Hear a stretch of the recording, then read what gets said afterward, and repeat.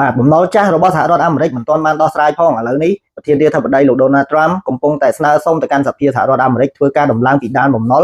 បន្ថែមទៀតហើយដើម្បីជៀសវាងពីវិបត្តិ shutdown government ឬយើងហៅថាការបិទនៅរាជរដ្ឋាភិបាលនៅផ្នែកណាមួយដោយសារតែកញ្ចប់ថវិកាចំណាយនៅក្នុងសហរដ្ឋអាមេរិកសម្រាប់ឆ្នាំថ្មីនេះគឺមិនគ្រប់គ្រាន់សម្រាប់ឲ្យរដ្ឋាភិបាលបន្តការងារទៅមុខថែមទៀតទេអញ្ចឹងបានជាលោក Donald Trump ធ្វើការស្នើបង្កើននៅពីដានបំណុលបន្ថែមទៀតប៉ុន្តែនៅការស្នើនោះគឺត្រូវតែឆ្លងកាត់សភាសហរដ្ឋអាមេរិកដូច្នោះហើយ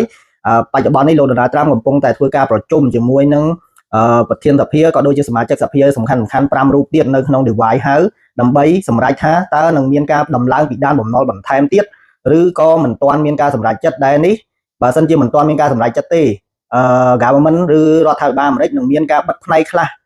បន្ថែមទៀតមើលរយៈណាមួយរហូតដល់មានការដំឡើងពីដានបំណុលទើបមានកញ្ចប់ថវិកាធ្វើការដំណើរការនៅរាជរដ្ឋាភិបាលអាមេរិកឡើងមកវិញអញ្ចឹងយើងឃើញថាតម្លៃមាសនៅក្នុងថ្ងៃនេះ1ម៉ោង9បានកើនឡើងមកដល់តម្លៃ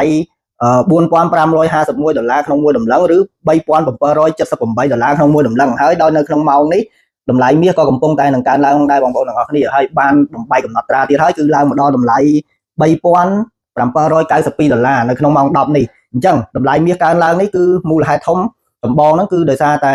ពាក្យចាមរាមតទៅនឹងការបិទ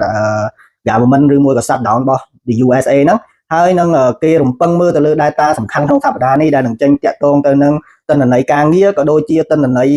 សេដ្ឋកិច្ចមួយចំនួនដែរដែលនឹងចេញសំខាន់នៅដើមសប្តាហ៍ដើមខែនៃខែនីមួយៗហ្នឹងអញ្ចឹងសម្រាប់បងប្អូនដែលធ្វើការជួញដូរសូមធ្វើការប្រុងប្រយ័ត្នដោយសារតែក្នុងពេលដែលចេញទិន្នន័យសំខាន់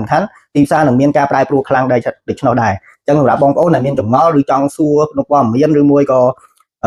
ចាប់អារម្មណ៍ទៅលើការជួញដូរវិស័យឧបករណ៍និស្សិតឬ forex នេះអាចធ្វើការទំនាក់ទំនងមកកាន់រូបខ្ញុំបាទតាម contact ដែលបានដាក់នៅក្នុងវីដេអូនេះអរគុណ